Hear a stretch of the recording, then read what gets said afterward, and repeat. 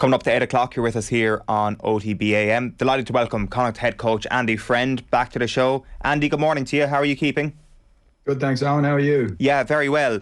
Listen, let's kick straight off with the last couple of weeks from a Connacht perspective, because this is a really interesting debate, and one we were having on the show on Monday morning, actually, about how full the glass is. And I'd be interested to get your perspective, obviously, on this, that on the one hand, you have a couple of really good performances playing an excellent brand of rugby, and on the other hand, you have two, what I assume were incredibly disappointing defeats from winning positions. So is the glass half full or half empty when you sat down to analyse everything on Monday morning? I'm always a glass half full, mate. So, but at the same time, there was disappointment there, as you said. We had two games: the game against Leicester here at the sports ground, and the game over in Paris on the weekend, where we put ourselves in a really good position to win, and we didn't. So that's disappointing, and that's frustrating, and that's something that we've got to get much better at. At the same time, we're qualified to the top 16, the first Connacht team to do that. So we're really proud of that achievement, but we're very aware that our game needs to continue to improve if we're going to make it any further. Was there any common elements to the way in which Connacht let the lead slip in both of those two games? Upon review, they're actually quite different. So the Leicester performance, we stopped playing. We stopped backing ourselves and doing the things that had got us into that 18-point lead, and we took a real learn from that. So we went to Paris, and we continued to play, as you saw. And the rhetoric came back. We played too much. Well, from our point of view, we didn't. We actually did what we wanted to do. The issue that we had two main issues actually. One was every time we made an error, which is a knock-on, it resulted in a scrum. And because we'd been whacked by a whole heap of injury and other things, we had two young blokes out there who were giving their best, Geordie Duggan and Greg McGrath. Greg's first cap, Sam Elo coming off the bench, his first cap. We painted a picture for Wayne Barnes that said, if the scrum goes down, it's probably going to be a penalty against Connacht. So for every scrum that we had, five of them, and we had six in that game, five of them ended up in penalties. So a knock-on then equaled a penalty, which meant they got yardage up the field and squeezed us. So that's just a learn for us. It's part of our growth as a squad. Said I don't believe we're going to get whacked like that again in a certain position. And the other thing that hurt us, and we've talked about it all week, so it's no secret, we've got to be much better with our defence out wide. We're currently leaking tries that we're not happy with. And it's our outside backs that have copped the whack for that one. So they've copped that on the chin. They did some really good work during the week with our defence coach, Carty Tucker, who's delivering some great messages, and I know we're going to be better. One of the cliches that comes up after any results like you've had over the last couple of weeks is this idea of seeing the game out. Is that ever a conversation in terms of your coaching philosophy whatsoever? Because to me, seeing a game out, that phrase almost suggests a change in mentality away from how Connacht would play from kickoff. Yeah, I think there are times in the game, like if you get in the last 2 or 3 minutes, and you would have seen us do that against Munster this year, where we had a 10-8 lead, and we did see the game out. We continued to play our brand up until those last couple of minutes, and then when there's a couple of minutes left on the clock, you do need to be a little bit smarter with that. But shy of that, mate, I reckon if you try and protect that lead, you get yourself in strife. Play the game that's got you to where you are, back yourself with that, and trust that if you do make an error, which I said we did make some errors on the weekend, but your scrum's then going to be able to hold up. Your defensive line, we're going to back that. And it's not going to hurt you as much as it did on Sunday. So there is a time in the game when you can probably get in those last couple of minutes. I think you need to start to be a little bit smart with what you're doing in terms of looking after the footy. But shy of that, back the base game that you've got and keep playing. Is that a conversation that you have with the players then, Andy? Because I presume that is part of the journey that these players go on in terms of finding that level of self-confidence. Because I've seen you say that in the past, that one of the main reason why you've seen players not develop and achieve their potential is because of a lack of self-confidence, which is almost like a heartbreaking thing to read. Like, I presume the mentality that you instill and saying to them, listen, this is our game plan, you cannot get yourself into a mentality where you're protecting what you've got in games, that all feeds into the confidence piece. Totally. And it's not only my job, but our senior coach Pete Wilkins, he's very good with that messaging. We've seen enormous growth in our players, certainly this year, but in years previous too, where they do start to believe, but at the same time they're human, so they get into a new situation where we're 18 points up against Leicester. Should this be happening? I don't know. Maybe we should protect this a little bit. And it's very hard to watch when you're watching it. But upon review, I said they're the greatest critiques of themselves anyway. The players, they get it, mate, and they know that the next time we get in that opportunity, we're going to be better. And that's what I was actually I was really proud of the fact that we were better in stud because we didn't stop playing. But then the rhetoric comes out that we played too much. Well, we didn't.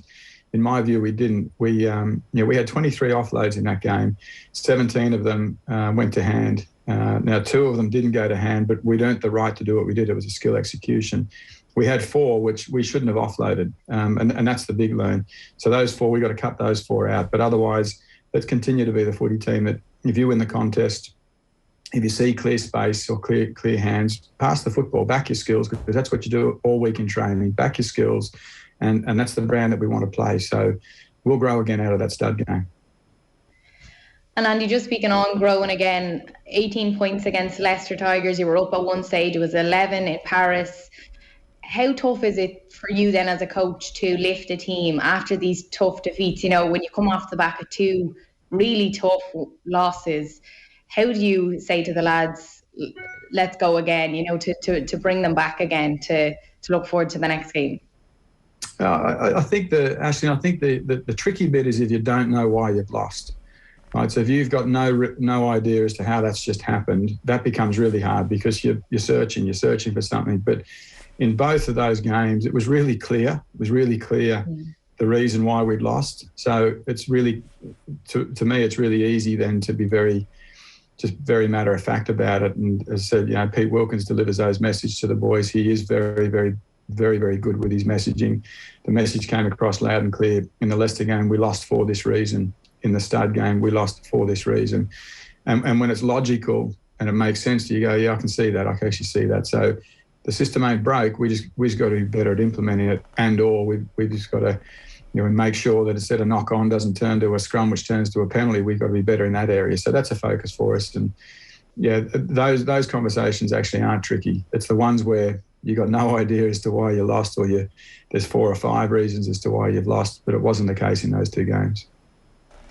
And you did mention as well, when I spoke to you after the Leicester Tigers game, you said that you're working on a new brand this year. You're close to getting it right, but you just haven't got there yet. Is it something that just needs more time? Yeah, like anything, I don't think you never reach perfection, do you? There's always a new ceiling that you either put in place yourself or that's out there that you're trying to reach. So we'll never get it right. You'll probably, even if we do play a brilliant brand of footy and get a win, I'm not going to tell you it's perfect because it won't be. So we're always growing. We're always searching for that optimum game that we're going to get. And the beauty of our sport is that every weekend you get another chance to to put your style out there and to test yourself. So we've got that great test tomorrow against Glasgow. They're a team sitting ahead of us in the ladder at the moment, and it should be a great contest because Nigel Carrollman, our old attack coach, is over there, so he'll have a few tricks up his sleeve for us tomorrow, no doubt.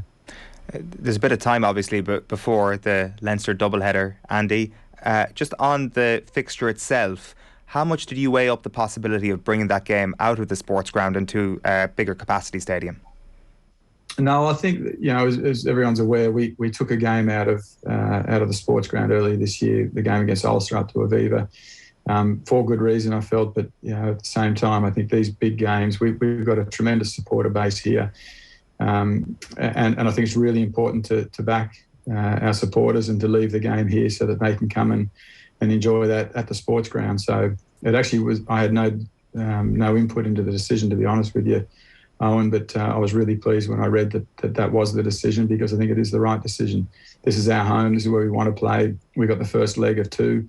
Let's have a red-hot crack at them and see how we go from there. Well, what's really interesting is actually just this morning in the Irish Examiner, Ronan O'Gara is speaking about the sports ground in his column, and he said that I'd love to get Andy Friend's thoughts on the surface at the sports ground, that he reckons that your team's skill set would be better suited by a different quality surface, a faster pitch potentially at the sports ground. I presume if that change did happen, that would be something you would have an input into. Is it something you've considered? Oh, without a doubt. And I said it's not an Andy Friend decision, that one. That's a Willie Ruan and a Connacht board decision. But that will be happening. There'll be a 4G pitch going in here at the end of this season. So, which is the right thing for us. And that's the brand that we want to play.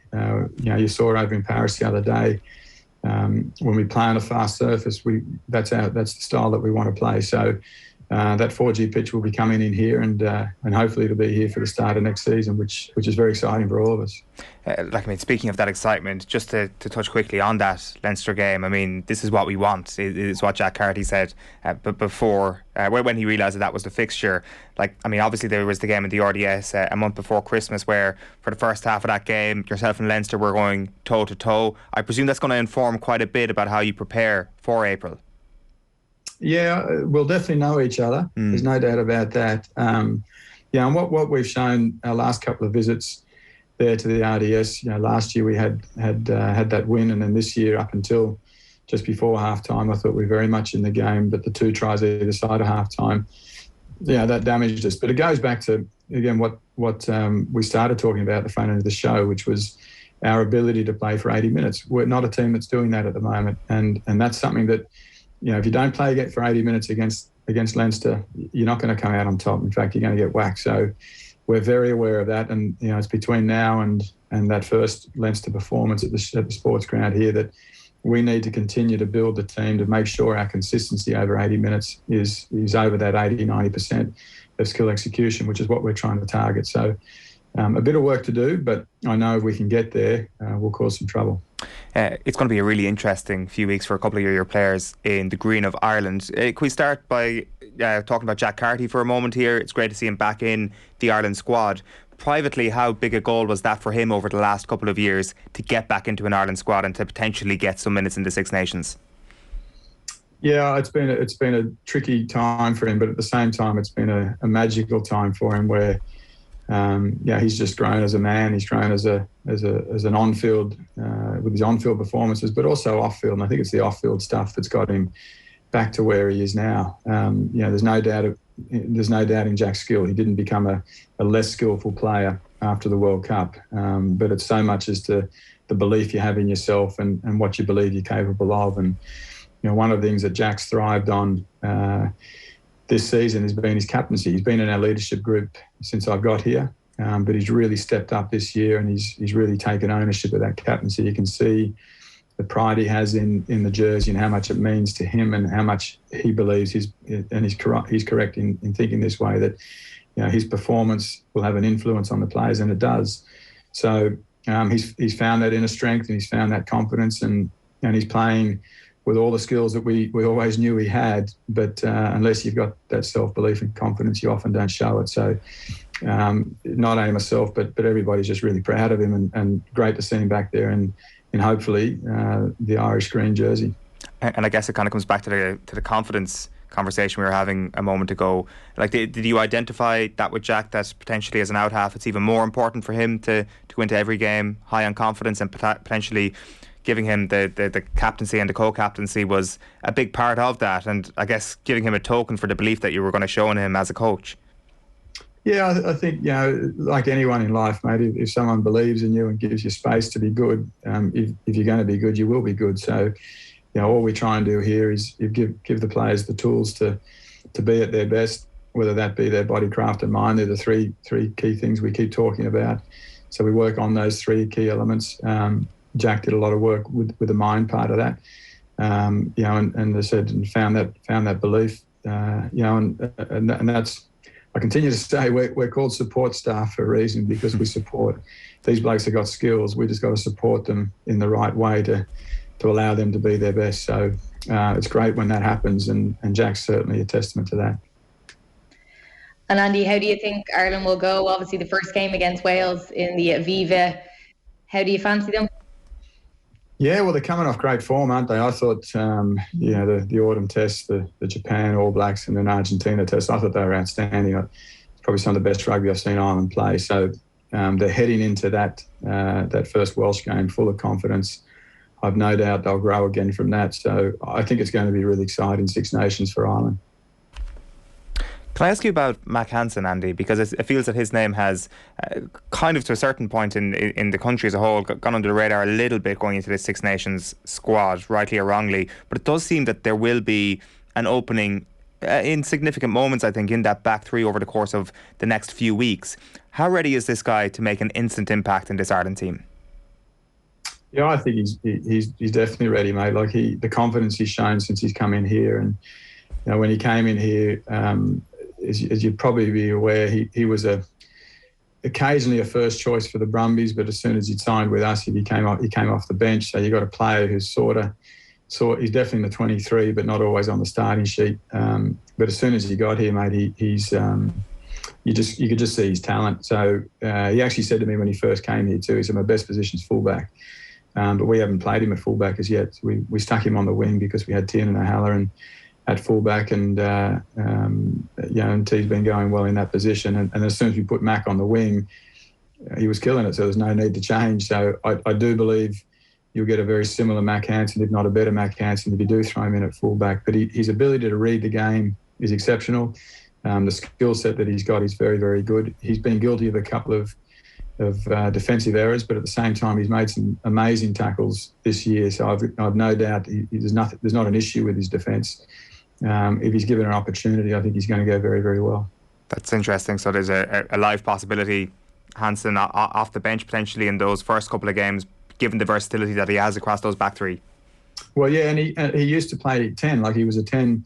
When I first saw him in Canberra, he was playing 10. So when we signed him, we actually signed him knowing that he could play back three, but he could also cover at 10 for us. Now, we haven't given him any time at 10 because we've had Jack and we've had young Connor Fitz. So, we've got two very good 10s there. But in time, we'll look to give him some time at 10. So he's the perfect player to have in your squad to be able to take away on tours. And, if he's not starting, he's definitely a bloke you'd be wanting to have on the bench. Yeah, for sure. The sky really seems the limit for the guy. Andy, it's great as ever chatting to you. Best of luck this weekend against Glasgow and, of course, over the next few weeks. And enjoy the Six Nations. Thanks, Alan. Thanks, Aisling. Good to talk. Cheers. Andy Friend, Connacht head coach there on the line. It is 8:17. You're with us here on OTB AM. OTB AM is brought to you by Gillette. Good morning start with Gillette. Put your best face forward with your new and improved razors.